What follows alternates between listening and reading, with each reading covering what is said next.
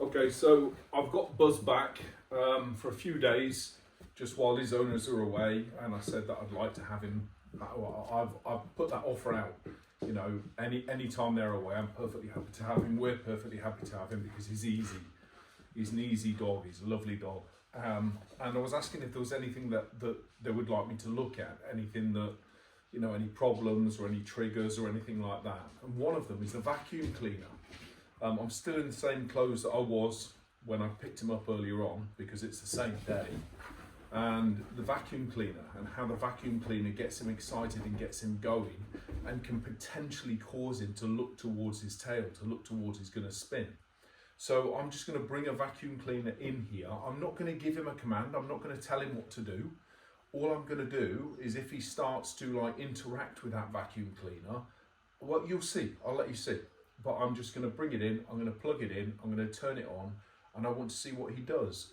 As much as anything, I want to see whether it's situational, whether it's an association in the household that he's in, or whether any vacuum cleaner anywhere, because of the fact that he's a herder, will cause him to trigger herding behaviour, you know, get sort of like switched on by it and want to put it in place and, you know, gather it up and that sort of thing. That a lot of people think, oh, the dog's attacking the vacuum cleaner, or afraid of the vacuum cleaner, or aggressive towards the vacuum cleaner, or whatever. But it is just the breed, and the breed doing what the breed does towards a moving thing that's making a noise. But I just want to see, so I'm going to do it. I'm going to bring the vacuum cleaner in. I haven't done it. I give you my absolute word. I swear on my life, I haven't plugged the vacuum cleaner in and pushed it around with him since I picked him up earlier on. I just want to see what he does. Just out of interest, really. So the vacuum cleaner's just next door in the kitchen. I'm going to bring it in, plug it in, turn it on, and let's see what he does. Won't we, fella?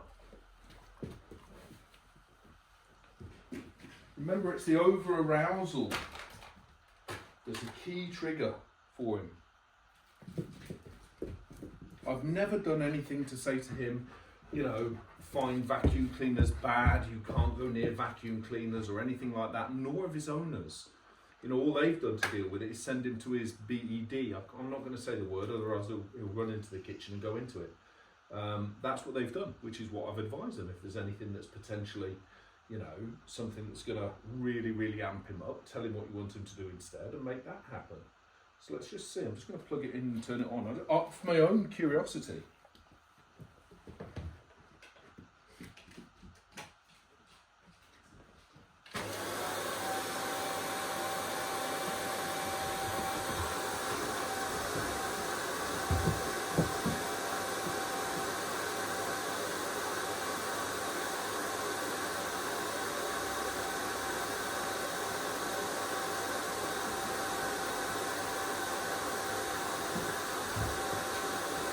See this heightened arousal coming in, no lies being told.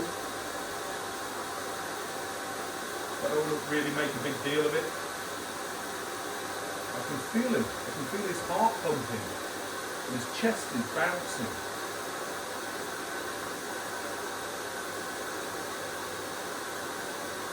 But nobody's going to sit here and do this today. Nobody at all is going to go and think, I'm going to hoover the living room, but I'm going to sit there for 20 minutes and calm my dog beforehand each time before I do it.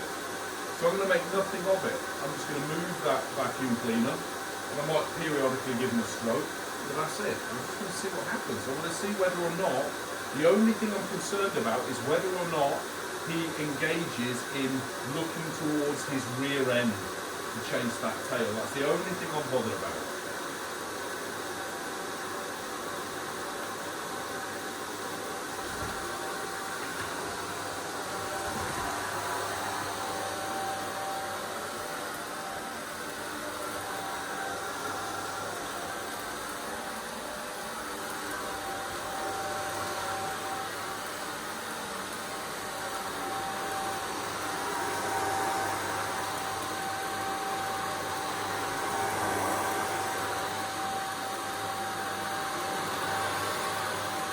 He's got the itchiest ear in the world there, look.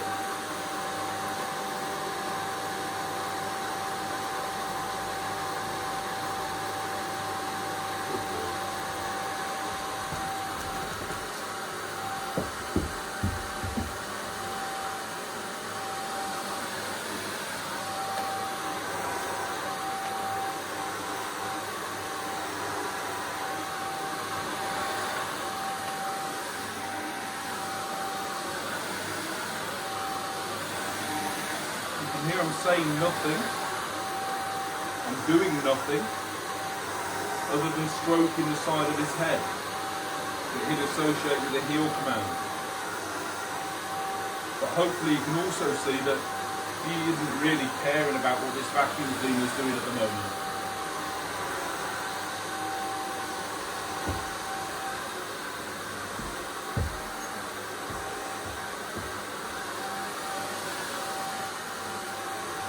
There's something I want to talk about in just a moment on this.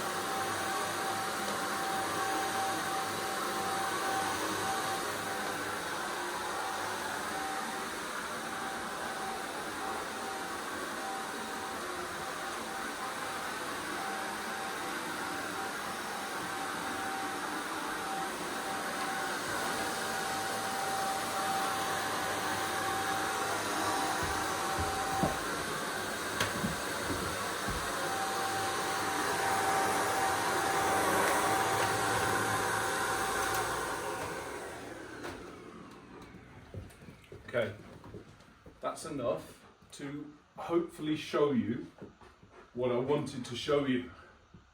And what I wanted to show you is that he, in that instance of high arousal, sought out my hand. My hand, that heel position, just like the BED command, has been, look at this, look, see, can you see him pumping away there? Is breathing really accelerated there, but coming in and being alongside here, look what happens. Coming in and seeking out that hand for him is almost like the answer. Do you know what I mean? Rather than chasing my tail, rather than spinning and going stupid and chasing my tail as the answer to high arousal like that, like a vacuum cleaner that amps me up, instead of chasing the vacuum cleaner, biting the vacuum cleaner, barking at the vacuum cleaner, spinning and chasing and grabbing my own tail, the behaviour instead becomes find that safety position, find that alternative option, which is alongside him. Push your head into his hand. Have his hand alongside of your head. That's a good position to be in. And it's got absolutely nothing to do with training tools here. He hasn't got anything on apart from his normal collar. It's got nothing to do with me developing a conditioned association with that particular object or this particular behaviour when that particular object is moving. I've never done it. It isn't something that I've done. But what absolutely delights me to see is that he is seeking something other than chasing his own tail, gripping onto and holding onto his own tail in respect of or in response to that adrenaline, that activation, that sort of arousal increase, that dopamine rush, whatever you want to call it. But instead of choosing the inappropriate response, he himself is deciding to choose the appropriate and appropriate response. If his bed were in him, he may go and get into his bed. That may be the alternative, the more appropriate response that he chooses instead. But here it was just pushing against my hand. When I was turning, I haven't taught him that. I haven't taught him that if I'm hoovering up, to come and put your head alongside me and the heel with me. I didn't give him a command. I didn't tell him to do it. But what absolutely, as I say, delights me, it fascinates me, it drives me, is the fact that he chose to do that of his own accord. And that sort of thing, witnessing that sort of behaviour in a dog, where they would previously choose something that would be detrimental to their well-being, you know, and would be considered to be inappropriate, you know, unacceptable behaviours, undesirable behaviours, but to choose instead a behaviour that in multiple other contexts has been shown to him to be appropriate, acceptable, desirable, and to do that instead is lovely. It's absolutely lovely to see that happening. And I thought he was going to dive and try and bite the vacuum cleaner. I don't know what he'd do to the vacuum cleaner. But I do know that the second the vacuum cleaner goes on in his home environment is when it would cause him historically to look towards his own rear end, to look towards chasing as a means of, you know, solving that sort of like arousal overload. That's how I do it. That's what I do. That's my coping mechanism. But to see him choosing to adopt a healthier, a better, a more appropriate coping mechanism without being told to do it, that's the key thing. That's the most important thing. That's the thing that thrills me. That's the thing that excites me. That's the thing that drives me, is that he chose to do it of his own accord.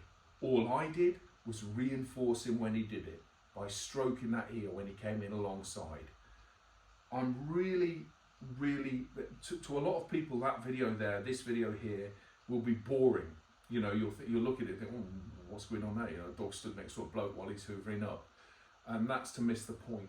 But for people who like to see beneath the surface and like to try and understand more and appreciate more, hopefully you will enjoy that clip. So there you go.